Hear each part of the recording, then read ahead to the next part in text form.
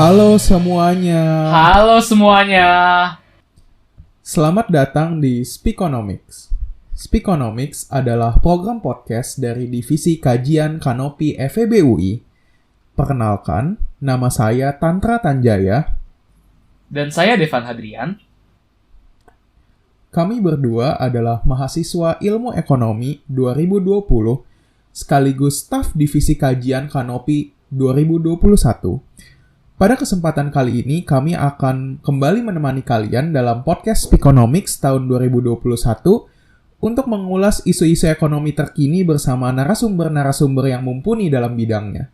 Speakonomics episode pertama ini berkolaborasi dengan Lembaga Penyelidikan Ekonomi dan Masyarakat Fakultas Ekonomi dan Bisnis Universitas Indonesia atau LPEM FEB UI, dan kami akan membahas mengenai dampak pandemi COVID-19 terhadap perekonomian daerah. Indonesia sekarang sedang menghadapi krisis kesehatan dan ekonomi yang tidak pernah dihadapi sebelumnya. GDP Indonesia tahun 2020 telah mengalami kontraksi sebesar minus 2,07%, dan kita terpaksa memperlebar defisit anggaran hingga 6,09% dari GDP untuk memitigasi dampak pandemi. Di sisi lain, pemerintah daerah mengalami kesulitan karena turunnya sumber pemasukan serta transfer dari pemerintah pusat. Lantas, kita mungkin bertanya-tanya, bagaimana sebenarnya dampak dari krisis COVID-19 terhadap kondisi ekonomi di daerah? Hari ini, kami sudah ditemani oleh Kak Fahri Abdul Razak Afifi, selaku Research Assistant di LPEM FEB UI, sekaligus alumni Ilmu Ekonomi FEB UI Angkatan 2016. Bagaimana kabarnya, Kak? Baik. Kalian bagaimana kabarnya? Baik juga, Kak. Baik, luar biasa sekali ini ya Kak. Tetap semangat meski di tengah-tengah COVID third wave saat ini yang kelihatannya cukup kritis ya negara kita ini. Ya benar, tapi tetap harus semangat lah. Tetaplah. Belakangan ini di LPEM sedang ada kesibukan apa aja nih Kak? Kalau aku sih kesibukannya mulai dari nulis report, nulis kajian, juga nulis policy brief, kurang lebihnya seperti itu sih. Nah, terus kalau misalnya berkaitan dengan third wave ini kan COVID jadi suatu topik yang jadi hangat lagi lah ya Kak istilahnya belakangan ini, karena kan emang dampaknya parah banget seperti yang kita lihat. Nah, kalau dari LPM sendiri, kira-kira ada research apa lagi yang berkaitan dengan COVID selain yang berkaitan dengan perekonomian daerah ini? Ya, kalau selain perekonomian daerah, kita juga ada research tentang bagaimana infrastruktur yang berketahanan iklim selama masa COVID-19 ini. Terus kita juga ada penelitian terkait dengan bagaimana pola perilaku masyarakat yang menggunakan kendaraan umum pada masa COVID, dan masih banyak lagi sih. Mungkin kalau teman-teman pengen kepoin bisa cek langsung aja ke sosial medianya LPM atau website-nya juga biar lebih jelas. Oke. Wah, ini keren banget ya Kak. Topiknya cukup beragam gitu kalau misalnya kita dengar gitu ya Dev. Ya, dan sebenarnya banyak topik yang sebenarnya kita nggak notice kayak, oh ini sesuatu yang dipengaruhi signifikan sama pandemi, tapi ternyata setelah di research, wah ini ada keterkaitan atau ada sesuatu yang berubah karena pandemi gitu kan. Benar. Banyak insight baru lah Dan intinya memang dari topik-topiknya tuh research seringkali ada di daily life kita gitu. Iya, gue setuju sih. Banyak banget yang ada di daily life kita gitu. Dan ya kita nggak notice ini gitu keren lah. banget sih kalau misalnya kita lihat-lihat topiknya. Tapi kembali ke topik malam ini nih Kak. Kan kita bicara mengenai perekonomian daerah nih, mengenai pandemi COVID-19. Terlebih kondisi pandemi saat ini, kelihatannya kalau misalnya di media itu, kalau dulu ada first wave, second wave, dan sekarang third wave, di mana kasusnya lumayan parah itu ya Kak. Kalau kita lihat kasusnya bahkan sudah hampir mencapai 30.000 kasus per hari di seluruh Indonesia. Nah, tapi kalau misalnya kita sebagai masyarakat urban ngelihat perekonomian secara keseluruhan, mungkin kelihatannya cuma bisa di urban doang nih, Kak. Iya. Tapi gimana nih, Kak, kalau misalnya perekonomian di daerah-daerah di luar dari kondisi ibu kota, di luar dari kondisi kota-kota besar? Secara umum, gimana sih, Kak, kondisi perekonomian daerah akibat COVID-19 ini? Nah, sebelum kita masuk tuh ke gimana sih kondisi perekonomian daerah pada masa COVID kali ini, mungkin kita juga perlu tahu dulu sih bagaimana sih sebenarnya pandemi ini secara umum mempengaruhi aktivitas ekonomi gitu kan.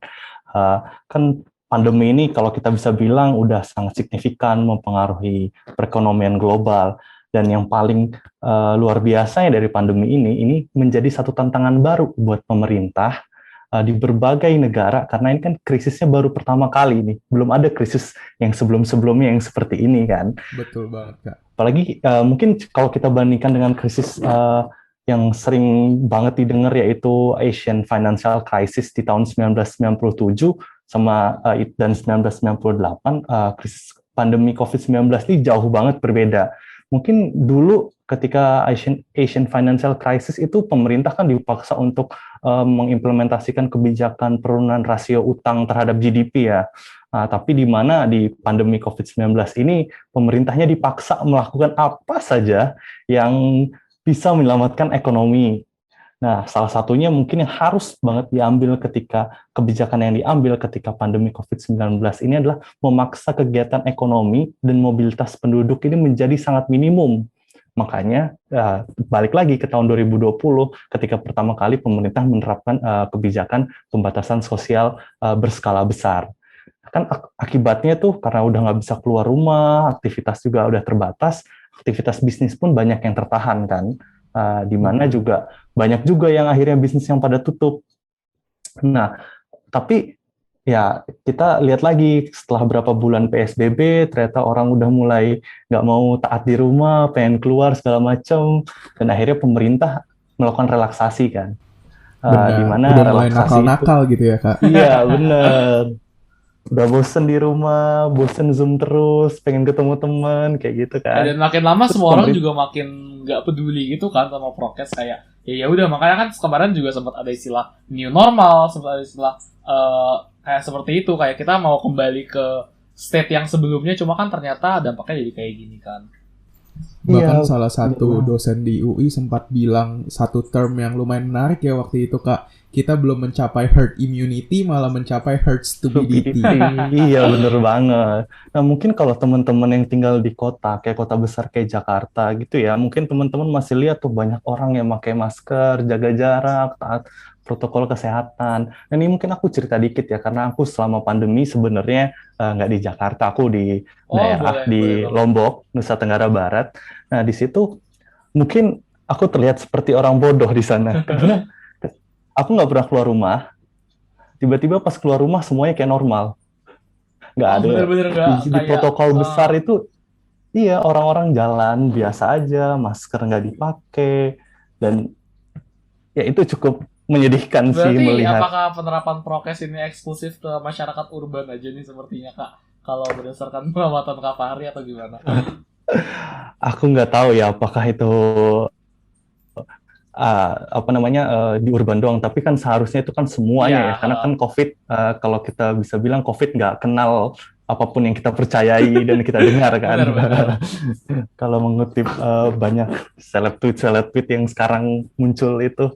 Nah, tapi mungkin masalah utamanya yang aku lihat perbedaannya antara di kota, di urban maupun di kota yang lebih kecil lagi, suburban gitu. Mungkin yang paling mendasar adalah edukasi terhadap masyarakatnya sendiri, dan kesadaran masyarakatnya tersendiri terhadap protokol kesehatan itu masih sangat kurang sih, aku bisa bilang kayak gitu. Mungkin kalau kalian penasaran seperti apa itu, mungkin coba kalian kalau misalkan sempet nih dan ada kesempatan setelah PPKM darurat ini bisa keluar ke daerah-daerah, mungkin kalian bisa ngelihat itu sih, gimana perbedaannya antara orang-orang yang di daerah Greater Area of Jakarta ya, Jabodetabek, dengan di luarnya itu beda banget. Oh, bahkan nggak usah jauh-jauh, di luar Jabodetabek aja udah, di Greater Jakarta aja lah intinya udah terlihat ya kayaknya perbedaannya. Iya, bener banget. Dan kondisi perekonomiannya juga pasti berbeda lah ya, Kak. Yes, bener banget. Oke, berarti kita mungkin bisa masuk ke mulai membahas soal topik dari podcast ini nih, soal perekonomian daerah itu sendiri. Kira-kira gimana nih, Kak, kondisinya secara general akibat COVID? Nah, ya sebenarnya kalau ke general keadaannya, kita bisa lihat ya, secara nasional kan kita katanya terkontraksi sebesar minus 2,1% pada tahun 2020 ya, dan itu banyak juga akhirnya berimplikasi ke pemerintah daerah, Karena kalau isunya kalau di daerah itu adalah akibat COVID ini permintaan itu menjadi turun, lalu ada gangguan juga pasokan selama masa pandemi. Dan itu yang membuat banyak pemerintah daerah mengalami kontraksi, terutama yang ada di wilayah Jawa dan Sumatera. Karena kan dua pulau ini menjadi kontributor terbesar perekonomian Indonesia. Benar-benar. Nah, tapi yang menariknya juga adalah kontraksi di daerah ini juga beragam gitu. Kayak misalnya di daerah Jawa itu kan kontraksinya cukup besar ya, karena kan sejalan juga dengan tingginya tingkat kasus harian COVID-19 ya, terutama mungkin di daerah Jakarta, Jawa Timur, terus mungkin di Jawa Barat, Jawa Tengah, Riau, Banten, Jogja, itu kan semua COVID-nya ini luar biasa banyak lah dibandingkan daerah lain.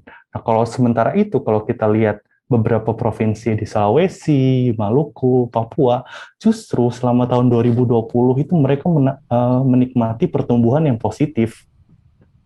Kenapa sih? Cukup menarik ya. Ya, itu cukup menarik. Karena ketika kita coba untuk cari tahu kenapa sih mereka mengalami pertumbuhan yang positif selama pandemi, karena provinsi-provinsi yang ada di sana mengandalkan sumber daya alam sebagai penggerak utama perekonomiannya, di mana sektor-sektor ini tidak banyak berkaitan dengan mobilitas masyarakatnya. Beda dengan sektor yang ada di daerah Jawa yang benar-benar masyarakatnya mobile dan aktivitas ekonominya juga harus banyak berinteraksi ya, karena sektor jasa jadi salah satu yang paling banyak kontribusinya kan. Nah, itu yang membuat mereka menikmati keuntungan itu, ekonominya malah positif. Mungkin contoh yang paling ekstrimnya yang karena kita nggak bisa kemana-mana itu adalah Provinsi Bali nih.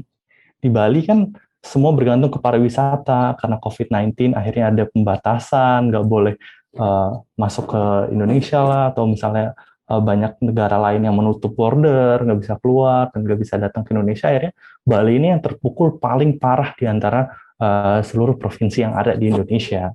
Ya, dan implikasinya ya akhirnya ketimpangan kita juga akhirnya kena, di mana di tahun 2000 di September tahun 2020 itu rasio Gini kita yang menggambarkan ketimpangan itu mencapai titik 0,4. Nah, itu juga salah dua lah penyebabnya. Itu pertama karena kenaikan tingkat pengangguran, dan sama yang kedua adalah terkait dengan kemiskinan juga yang meningkat akibat adanya pandemi COVID-19 ini.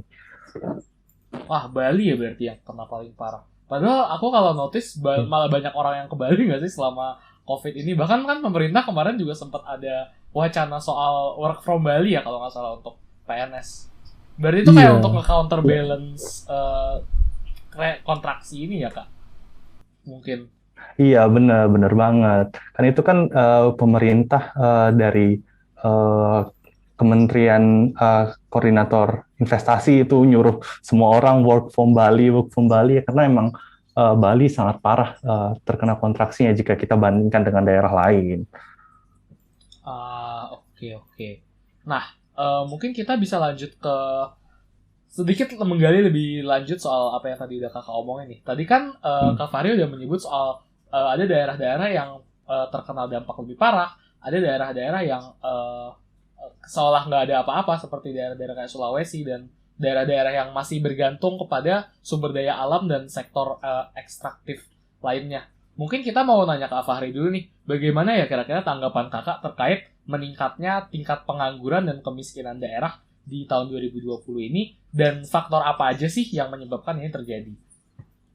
Nah, mungkin yang pertama yang membuat kenapa sih peningkatan pengangguran ini semakin tinggi itu adalah akibat adanya kebijakan PSBB ya.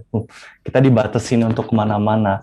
Jadi akhirnya banyak pelaku usaha yang akhirnya mengurangi biaya operasionalnya dengan cara mengurangi jam kerja pekerja atau memberhentikan para pekerjanya. Nah, itu kan menyebabkan akhirnya angka kemiskinan kita, angka pengangguran kita meningkat ya. Nah, kurang lebihnya selama 2020 itu ada sekitar 2,6 juta orang yang hilang pekerjaan akibat pandemi ini.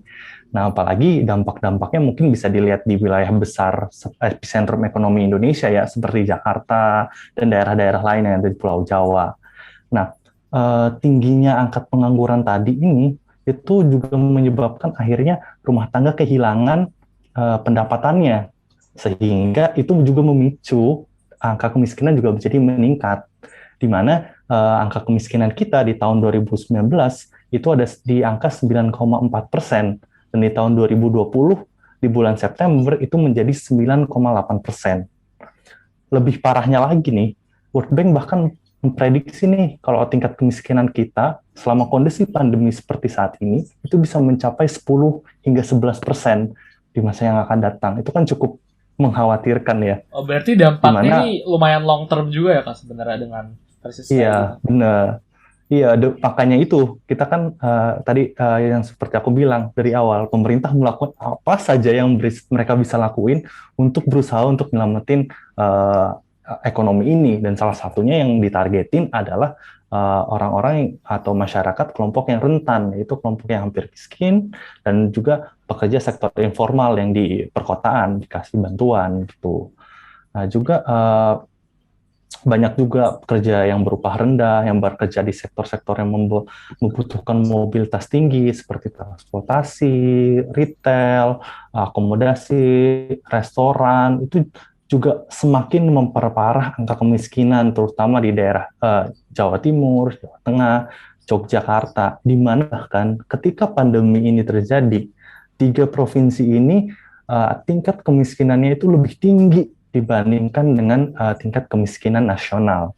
Nah, makanya pemerintah itu menerapkan program pemulihan ekonomi nasional, dan salah satunya adalah dengan memberikan bantuan sosial. Tuh. Nah, kalau misalnya berarti kan kita bisa salahkan ya dalam tanda kutip istilahnya kenaikan angka kemiskinan dan pengangguran ini terhadap kebijakan PSBB ya. Dan aku juga pernah baca sih Kak, ada yang bilang kalau COVID-19 ini satu-satunya krisis ekonomi dalam sejarah di mana pemerintah itu justru secara sengaja membatasi aktivitas dari masyarakatnya, ya kan? Makanya ini nggak pernah terjadi sebelumnya. Nah, kalau dari kacamata seorang researcher sendiri nih, kira-kira mungkin kan kita udah mendengar banyak gitu ya istilah soal kebijakan untuk membatasi kontak ini seperti PSBB, PPKM Mikro, atau lockdown. Kira-kira kalau menurut kacamata researcher ini, dampaknya tuh gimana sih terhadap perekonomian, dan kayak apa sih yang disarankan untuk menyeimbangkan gitu aspek ekonomi dan kesehatan dari penanganan COVID-19 ini? Nah, sebenarnya kunci utamanya untuk menyelamatkan ekonomi ketika kondisi pandemi seperti ini adalah kita mengendalikan outbreak-nya itu sendiri, pandeminya itu sendiri. Jadi kalau aku ditanya apakah kita mau nyelamatin ekonomi atau kesehatan, kita balik lagi, krisis ekonominya itu muncul karena apa? Karena adanya pandemi COVID-19. Jadi apa yang kita harus treatment ya COVID-19 ini yang harus kita kendalikan dengan cara mungkin ya lebih banyak budaya 3M segala macam, dan mungkin untuk menahan COVID-19-nya ini seperti apa, mungkin banyak epidemiologis yang lebih paham ya terkait dengan kebijakan apa yang paling penting untuk diambil. Tapi dari segi kacamata yang aku bisa kasih pandanganku, yang penting adalah bagaimana caranya ini supaya COVID-19 ini bisa terkendali. Itu saja itu juga sudah membantu perekonomian kita. Berarti difokuskan di penanganan COVID-nya dulu ya, logis Iya, sih. benar. Karena yang kita lihat kan sekarang banyak di sosial media orang nge-present ini sebagai sebuah dilema gitu, antara pilih ekonomi atau pilih kesehatan, ya kan? Iya, Tapi benar. benar juga sih, kita emang harus nge-solve dari akar masalahnya dulu ya kan Iya. istilahnya. Benar, banyak juga kok tulisan-tulisan para ekonom yang sepakat bahwa salah satu cara untuk mengatasi krisis ekonomi ini adalah kita mengatasi krisis kesehatannya dulu, baru krisis ekonominya. Oke. Tuh. Nah, terus soal tingkat pengangguran dan kemiskinan tadi, ini kan tadi kakak juga udah bilang bahwa ini bakal ada dampak jangka panjangnya lah ya. Dan ada beberapa proyeksi yang bilang kalau in the long run kayak tingkat kemiskinan kita bisa sampai lebih dari 10% tadi Iya, bahkan ya benar. kan. Nah, tapi aku juga ada baca sih sebenarnya banyak berita kemarin yang bilang kalau Indonesia misalnya optimis untuk kembali mencapai economic growth positif di tahun 2021 kan, banyak kan Iya. yang bilang kayak gitu. Dan memang target dari program PEN ini kan adalah emang untuk memulihkan pertumbuhan ekonomi kita secepatnya kan. Nah, kira-kira kalau menurut kakak proyeksi ke depannya gimana nih? Kayak dengan apalagi dengan mempertimbangkan adanya gelombang ketiga ini ya. Kira-kira gimana ya untuk pertumbuhan ekonomi kita selama tahun 2021 dan beberapa tahun ke depan ini? Iya, kalau pandanganku secara pribadi sih ya, mengingat kasus COVID-19 tiap hari sekarang udah mencetak rekor yang luar biasa banyak penambahannya, itu mungkin di tahun 2021 ini kita masih akan tetap berada di kondisi di mana kita akan berkontraksi ya. Mungkin proyeksi-proyeksi yang mengatakan kalau itu akan positif kan itu sebelum adanya gelombang ketiga yang baru ini, yang akhirnya pemerintah harus melakukan kebijakan PPKM darurat ya. Jadi ya kalau aku pribadi sih akan bilang kalau ini selama COVID-nya masih sangat tinggi akan sangat sulit untuk kita mencapai pertumbuhan ekonomi yang positif. Oke. Nah, Oke, ini cukup menarik ya Kak, mengenai seluruh pembahasan ini. Terlebih yang salah satu yang paling menarik adalah fakta bahwa kita tahu kalau misalnya krisis ini tuh bahkan dilabeli The Great Lockdown Iya, oleh IMF itu sendiri. Dan tidak bisa dipungkiri lah, kita pemerintah, entah itu pusat, entah itu daerah, pasti mengeluarkan cukup banyak dana publik lah untuk mengatasi krisis ini.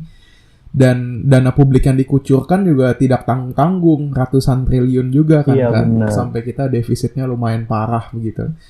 Tapi itu mengenai pemerintah pusat lah Kak. Tapi kalau misalnya kita melihat dari sisi anggaran pemerintah daerahnya nih, apalagi seperti yang Kakak bilang, banyak krisis-krisis di daerah yang ternyata tidak diawasi gitu, seperti orang-orang yang tidak pakai masker. Dan dari sisi APBD Indonesia ini sendiri nih Kak, kan logikanya dalam krisis COVID seperti ini bakal ada penurunan pendapatan daerah yang cukup signifikan lah. Kira-kira faktor apa sih yang menyebabkan hal-hal ini bisa terjadi? Nah, sebelum kita bahas terkait dengan gimana sih anggaran pemerintah daerah, kita juga sebenarnya perlu banget nih ngebahas gimana anggaran belanja negara kita dulu nih. Kenapa? Karena anggaran belanja negara kita ini saling berkaitan dengan anggaran belanja pemerintah daerah. Karena kan kita tahu nih, kondisi yang tadi Tantra bilang nih, kita kan dihadapin di mana kondisi penerimaan kita menurun, tapi pengeluaran kita meningkat tajam karena adanya COVID-19. Makanya terus akhirnya pemerintah menerapkan program PEN, di mana alokasi anggarannya di tahun 2020 itu ada 692,5 triliun kan, dan di tahun 2021 ini berkurang menjadi 356 triliun. Nah, selain tadi adanya PEN yang baru untuk COVID-19, pemerintah juga dihadapin pada kondisi di mana harus realokasi anggarannya nih, di mana supaya untuk menjaga ruang fiskalnya supaya tetap baik gitu. Di tahun 2020 sendiri itu udah 2 kali kan dilakukan realokasi dan refocusing. Itu pertama bulan April melalui Perpres 54 tahun 2020, lalu Perpres 72 tahun 2020. Perubahannya signifikan banget nih. Perubahan di dalam Perpres itu anggaran pendapatan pemerintah yang semulanya 2.233 triliun itu berkurang menjadi 1.700 triliun. Nah, sementara di sisi pengeluarannya ini meningkat, yang semulanya 2.540 meningkat jadi 2.739 karena adanya COVID-19 ini. Iya, benar. Nah, karena itu kan jadi defisitnya meningkat nih, yang tadinya awalnya cuma 1,7%, akhirnya jadi 6,3% tuh habis realokasi anggaran di tahun 2020. Dan di tahun 2021 pun masih ada di defisit sekitar minus 5,7 untuk tahun 2021. Nah, di situ juga pemerintah juga harus melakukan banyak hal, dan salah satunya itu kan juga akhirnya mencabut salah satu undang-undangnya nomor 17 tahun 2003 ya, sorry. Jadi defisit anggaran yang semulanya cuma boleh 3%, akhirnya dilebarin tuh karena kondisi yang sekarang. Jadi 6% di tahun 2020, 5% di tahun 2021. Itu berlaku hingga tahun 2022. Nah, selain itu juga pemerintah juga akhirnya meningkatkan utangnya tuh, mulai yang di tahun sebelum ada pandemi ada di angka 30%, dan sekarang akhirnya jadi 41% di tahun 2021. Nah, gimana lalu implikasi itu mengakibatkan apa di perekonomian daerahnya ini? Kan karena adanya refocusing tadi, pemerintah jadi reevaluasi lagi tuh pengeluarannya, di mana salah satu pengeluaran pemerintah itu adalah dana perimbangan, yaitu dana transfer yang diberikan pemerintah pusat kepada pemerintah daerah. Besaran transfernya ini ketika pandemi itu berkurang, yang semulanya dari 34% dari total pengeluarannya berkurang menjadi 28% di revisi anggaran terakhir tahun 2020, sebelum meningkat lagi menjadi 29% di tahun 2021. Nah, pemerintah juga melakukan beberapa perubahan di dalam alokasi tersebut, di mana dana alokasi umum yang biasanya menyumbang dana paling banyak itu dirubah menjadi dana alokasi khusus, di mana itu difokuskan untuk kegiatan kesehatan, dan dia juga merubah menjadi dana desa. Nah, ini justru membebani pemerintah daerah, karena pemerintah daerah banyak yang bergantung terhadap transfer tersebut. Di sisi lain, pendapatan asli daerah atau PAD itu juga menurun, karena seperti yang tadi, ada penurunan aktivitas ekonomi, aktivitas... Ya, karena PSBB itulah ya, jadi iya, nah, akhirnya permintaan masyarakat menurun, dan juga akhirnya pajak-pajak seperti pajak hiburan, hotel, restoran, lalu juga pajak kendaraan bermotor, pajak bahan bakar, yang dimana itu semua ada di kewenangannya pemerintah daerah, itu berkurang dari kondisi normalnya. Nah, kalau kita bisa... Seperti retribusi ya, Kak? Iya, benar. Selain pajak, retribusinya juga bisa berkurang. Karena adanya COVID-19 ini, gabungan antara dua penyebab tadi, yang tadi adanya penurunan dari dana transfer dari pemerintah pusat, dan adanya pendapatan asli daerah yang menurun, itu akhirnya menurunkan pendapatan pemerintah daerah rata-rata sebesar 16% secara nasional, dan termasuk PAD, di mana PAD ini turun luar biasa banyak, yaitu 29%. Nah, terutama ini tuh di daerah-daerah yang banyak kasus COVID-19-nya tadi. Nah, tapi menariknya seperti ini. Meskipun kebanyakan daerah itu mengalami penurunan PAD, tapi ada nih beberapa daerah yang kita identifikasi nih di penelitianku bersama tim LPM. Setidaknya itu ada 14 provinsi yang mengalami peningkatan PAD selama di semester 1 2020 jika kita bandingkan di tahun 2019-nya sebelum ada pandemi. Nah, mungkin salah dua contohnya itu adalah pemerintah Provinsi Jawa Timur dan pemerintah Provinsi Papua. Perhitungan kami di Provinsi Jawa Timur itu mengalami peningkatan PAD sebesar 27 miliar rupiah.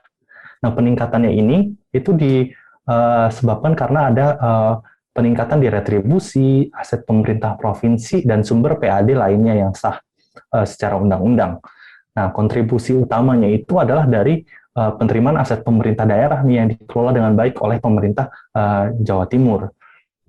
Tapi kenaikan dari komponen yang tadi itu tidak dibarengi oleh peningkatan komponen pajak yang diambil dari masyarakat oleh pemerintah Jawa Timur.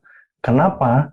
Karena pemerintah provinsi itu punya pajak yang spesifik sesuai dengan Undang-Undang Nomor 23 Tahun 2014 yang mengatur kewenangan antara pemerintah pusat, pemerintah daerah, baik provinsi dan pemerintah kabupaten, di mana akhirnya provinsi itu cuma bisa menarik pajak terkait dengan kendaraan bermotor, lalu ada terkait dengan bea balik namanya, itu juga termasuk balik nama kendaraan bermotor, lalu ada juga pajak terkait air tanah, cukai, dan pajak rokok.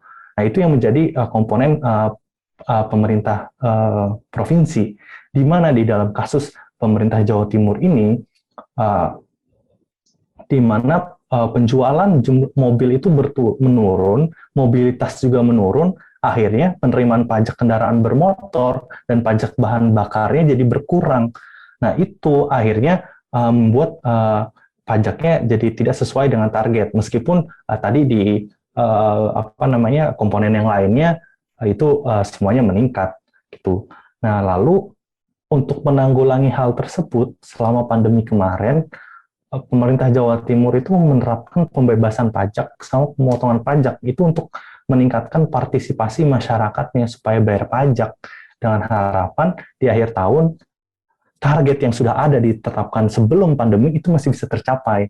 Dan akhirnya di akhir tahun 2020 realisasi PAD Jawa Timur itu mencapai 117%. Nah itu kan gitu kalau kita lihat di daerah Indonesia bagian barat ya, Jawa Timur. Kalau kita lihat ke bagian timur, itu pemerintah Provinsi Papua mengalami peningkatan PAD yang lebih besar dibandingkan Jawa Timur, di mana peningkatannya itu sebesar 476 miliar rupiah pada semester 1 2020. Nah, kalau tadi Jawa Timur itu dikontribusikannya oleh aset pemerintah daerah, ini kalau di Papua itu berbeda. Mereka justru pajaknya meningkat, retribusinya juga meningkat.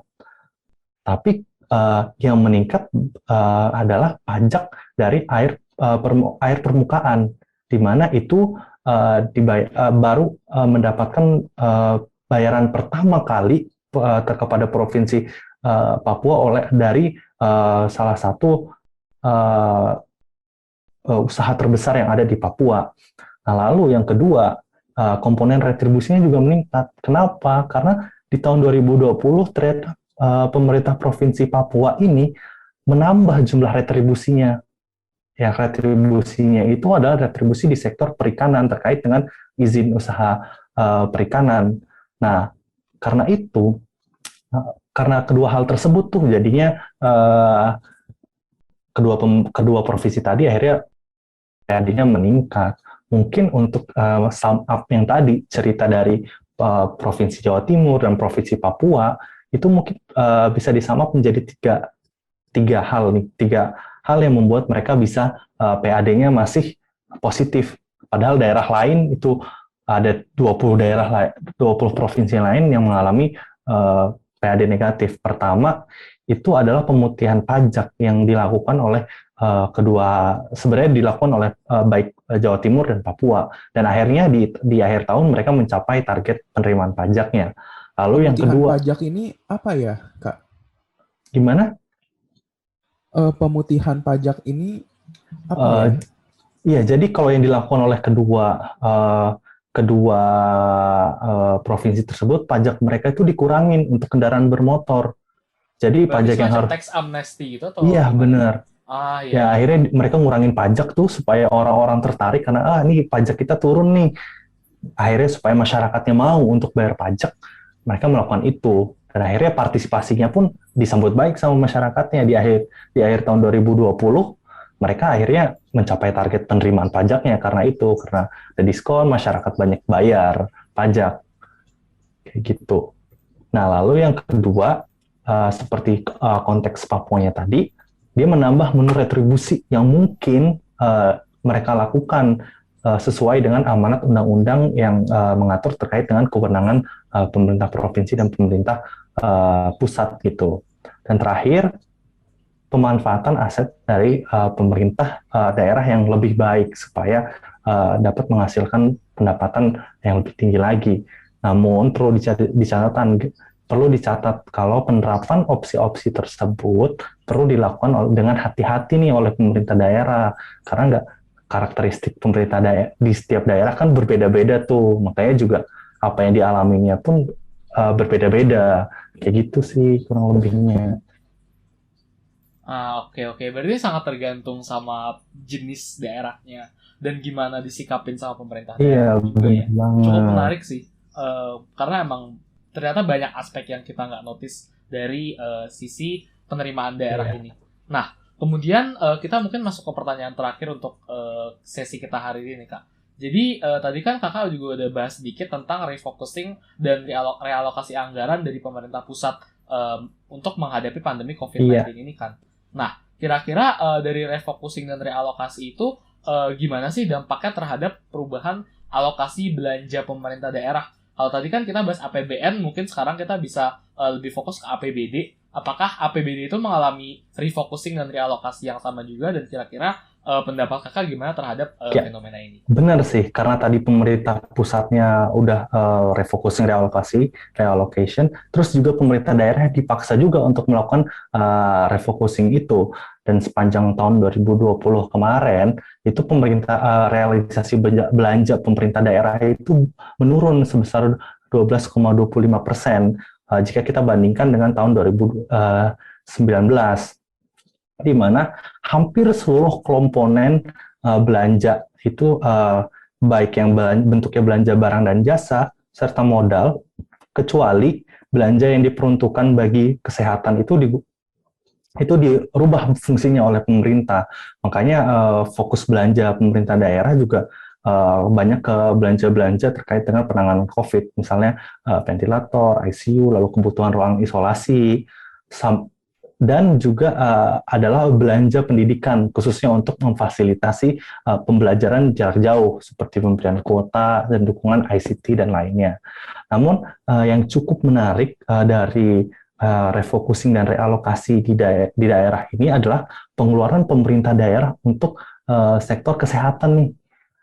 Jadi kalau kita lihat nih, kalau kita bandingkan sebelum pandemi dan ketika pandemi di tahun 2020, pengeluaran pemerintah daerah untuk sektor kesehatan itu masih sangat kecil. Bahkan di tahun 2019 sendiri, proporsi pengeluaran pemerintah daerah secara nasional itu tidak mencapai 20%. Rata-ratanya hanya ada di angka 9%. Bahkan proporsi tertingginya itu cuma mencapai 16% untuk Provinsi Kalimantan Selatan, lalu diikuti oleh Aceh 15% dan DKI Jakarta 14% dari total belanjanya di tahun itu.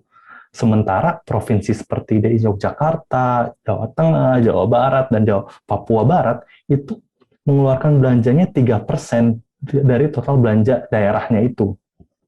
Nah, tapi satu hal yang perlu digarisbawahi dari belanja tadi adalah meskipun proporsi pengeluaran belanja kesehatan yang sangat kecil, terutama di daerah Jawa tadi, Yogyakarta, Jawa Tengah, Jawa Barat, itu jumlah fasilitas kesehatannya jauh lebih banyak dibandingkan dengan daerah yang ada di timur Indonesia. Jawa Barat, Jawa Tengah, dan Jawa Timur itu adalah 3 daerah yang memiliki fasilitas kesehatan yang paling banyak di Indonesia. Bahkan mungkin kalau kita bandingkan sama DKI ada perbedaan ya Kak, karena kan dari sisi kepadatan penduduk kan sebenarnya juga harus kita factor in untuk fasilitas kesehatan ini kan, dimana ya kita tahu DKI itu sangat padat, tapi ya karena memang luas wilayah kita sedikit, jadi kan fasilitas kesehatan kita mungkin ya proportionally nggak sebanyak itu terhadap penduduknya. Iya, betul banget tuh. Jadi karena yang tadi terkait dengan kepadatan penduduk juga, kan kita tahu nih, Jawa itu saking padatnya itu, satu studi yang dilakukan di tahun 2018 itu membuktikan kalau jarak fasilitas kesehatannya pun di Jawa itu sangat berbeda dibandingkan bagian timur Indonesia karena kepadatan penduduknya ini, di mana di Jawa itu setiap 5 km itu ada fasilitas kesehatan. Tapi kalau di Indonesia Timur itu 30 km baru ada fasilitas kesehatan. Itu kan satu gap yang luar biasa tuh untuk kita cermati bareng-bareng tuh. Bagaimana sekali ya, Kak. Iya, benar. Apalagi dengan kondisi COVID sekarang yang kita dengar di berita tiap hari, PPKM darurat, selama masa PPKM darurat ini banyak fasilitas kesehatan yang susah untuk diakses oleh berbagai masyarakat kan. Nah, berarti bisa dibilang kesenjangannya ini juga jadi masalah dalam kita dealing with this crisis gitu ya istilahnya. Iya, benar, betul banget. Nah, sebelum pandemi pun kalau kita lihat ya, rekomendasi WHO itu mengatakan kalau satu kamar rumah sakit itu diperuntukkan untuk 1.000 penduduk. Nah, di mana di posisi Indonesia sekarang itu secara nasional tuh angka 1,2, cuman berada di rasio 1,2, di mana hanya DKI Jakarta yang bisa memprovide 2 kamar rumah sakit untuk 1.000 penduduk. Kalau daerah seperti Nusa Tenggara Barat, Nusa Tenggara Timur, itu rasionya masih di bawah 1. Dan ini kan menjadi salah satu tantangan ketika kita COVID-19 kan. Nah, yang menariknya, fakta tadi itu tidak tercermin di belanja daerah pada masa COVID-19 ini. Kenapa? Dari data Kementerian Keuangan pada saat COVID-19 melanda, mayoritas pemerintah daerahnya itu menurunkan belanja untuk sektor kesehatan yang berupa belanja modal. Padahal kita tahu sendiri tadi, infrastrukturnya itu masih banyak yang harus diperbaiki. Secara nasional sendiri, belanjanya itu berkurang sebanyak 4% dari total belanja. Padahal kita mengharapkan tuh di masa COVID-19 ini, belanja modal pemerintah tuh lebih tinggi lagi. Karena buat apa? Buat bangun fasilitas seperti puskesmas atau laboratorium untuk tes COVID-19 ini. Makanya tidak mengherankan banget nih kalau kita lihat sekarang gimana sih COVID yang ada di Indonesia. Kan kita bisa lihat sendiri, rumah sakit susah banget untuk nerima pasien baru kan. Karena ya emang fasilitasnya juga kurang. Nah, selain itu, salah satu kondisi yang memperparah pengeluaran pemerintah daerah tersebut adalah belanja yang dilakukan oleh pemerintah pusat juga sebenarnya nih, di mana pemerintah pusat di beberapa daerah itu bangun fasilitas kesehatan khusus penanganan COVID kan, itu juga ada di beberapa daerah dan itu milik pemerintah pusat.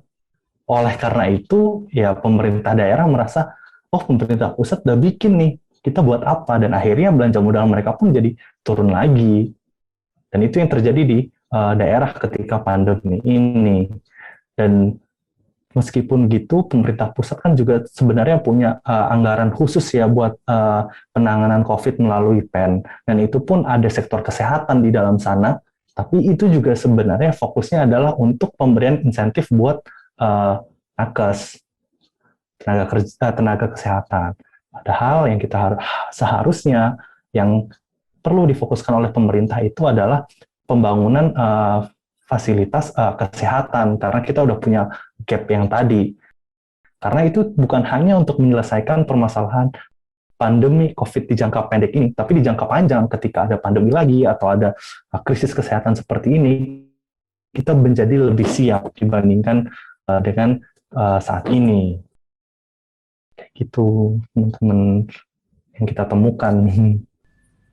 Oke. Berarti kira-kira udah tercakup semua lah ya ini kira-kira obrolan soal pendapatan daerah pada hari ini. Menarik banget sih, dan aku juga dapat banyak insight baru dengan mendengarkan soal hasil research dari LPM ini. Nah, kira-kira kalau dari Kak Fahri ada closing statement gitu nggak untuk menutup podcast kita pada hari ini mungkin? Oke. Kalau untuk closing statement, mungkin nggak akan ngomongin lagi terkait dengan anggaran daerah kayak tadi ya, yang mungkin pesanku satu, kita tetap jaga jarak dan atau patuhi segala protokol COVID supaya semua ini cepat berlalu. Dan kita udah kangen, pasti udah kangen banget kan kalau keluar nggak pakai masker, ketemu temen, nggak perlu takut sama COVID. Jadi bahkan angkatan kita belum ngerasain sama sekali sih Kak. Aku juga sebenarnya kemarin masa terakhirku di kampus juga masih via online sih. Mulai iya. Ya itu sih pesanku, taati protokol kesehatan karena kita bisa bareng-bareng melalui ini semua. Oke.